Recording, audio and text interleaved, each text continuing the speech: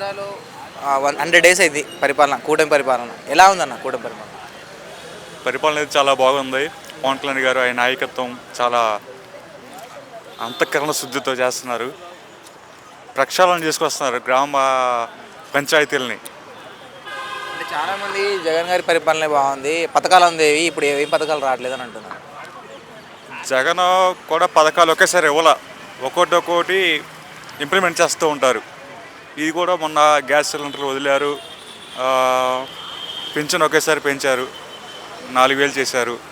అలా ఒక్కొక్కటి step by step చేసుకుంటూ వస్తారు. ఒకేసారి పథకాలు అమలు అవ్వవు. అంటే ఉచిత బస్సు పథకం అన్నారు కదా మహిళలకి, ఇప్పటిదాకా అమలు చేయలేదు, మరి ఎందుకని అమలు చేయలేదు? మేబీ జనవరి నుంచి అమలు అవుతుంది అనుకుంటున్నాను.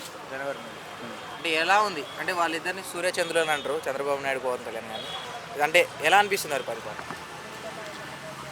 బేసిక్గా మనకి ఆంధ్రాకి డెవలప్మెంట్ కావాలంటే ఒక ఎక్స్పీరియన్స్డ్ పర్సనే ఉండాలి. ఇప్పుడు ఉండటం వల్ల మాకు అన్ని పరిశ్రమలు వస్తున్నాయి. గత 5 ఏళ్ళుగా చూసుకుంటే ఉన్న పరిశ్రమలు పోయినాయి, ఇప్పుడు మళ్ళీ అవి రిటర్న్ వస్తున్నాయి. మనకి డెవలప్మెంట్ కావాలి కదా. అంటే డెవలప్మెంట్ చేయగలిగే పర్సన్ ఎవరు? అభివృద్ధి జరగాలంటే మనం చంద్రబాబు నాయుడు గారే ఉండాలి. రోజా గారు ఒక మాట అన్నారు, ఈ అంటే కూటమి ప్రభుత్వంలో బాగా అఘాయిత్యాలు, అమ్మాయిల మీద రేపులు జరుగుతున్నాయి అని అన్నారు. ఒక నిమిషం, రికార్డ్ అవుతుందా?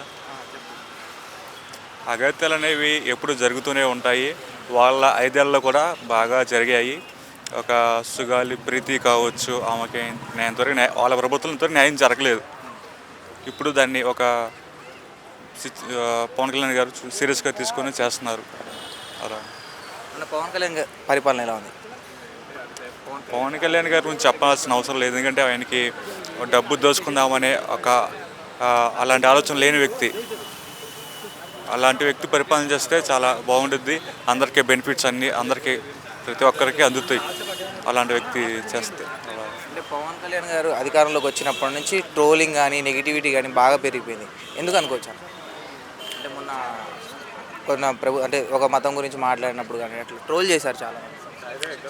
దాన్ని మతం అంటే ఎలాగా, మతం అంటే ఆయన ఆచరించేది హిందూ మతం అయినప్పుడు దాని గురించి మాట్లాడతారు.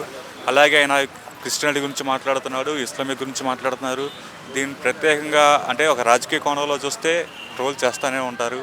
విమర్శించాలి కాబట్టి విమర్శిస్తూనే ఉంటారు జనాలు.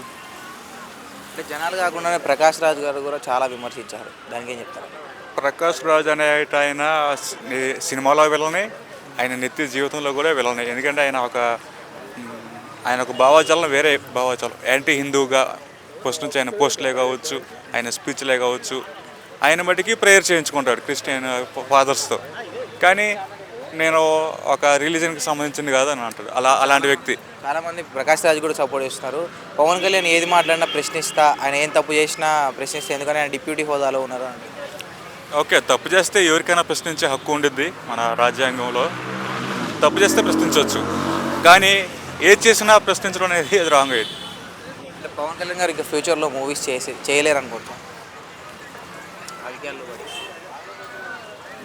అది కొంచెం బాధగానే ఉంటుంది ఫ్యాన్స్కి, నాలాంటి ఫ్యాన్స్కి. సినిమాలు చేయాలి, సినిమాలు చేస్తూనే ఆయన పరిపాలన కూడా చేయాలి అని అనుకుంటున్నాను. పవన్ కళ్యాణ్ గారు మరి మూవీస్ తీయకపోతే వాళ్ళ ఫ్యాన్స్ ఏమైపోవాలి? అంటే వాళ్ళు ఫ్యాన్స్ వేరే ఫ్యాన్స్కి షిఫ్ట్ అయిపోతారా, వేరే హీరోలకి? అలా ఏముండదు. ఒక్కసారి పవన్ కళ్యాణ్ గారు ఫ్యాన్ అయితే కట్టే కాలే వరకు అలాగే ఉంటారు. ఆయన అలాగే ఆరాధిస్తారు. థ్యాంక్ యూ అన్న. ఓకే.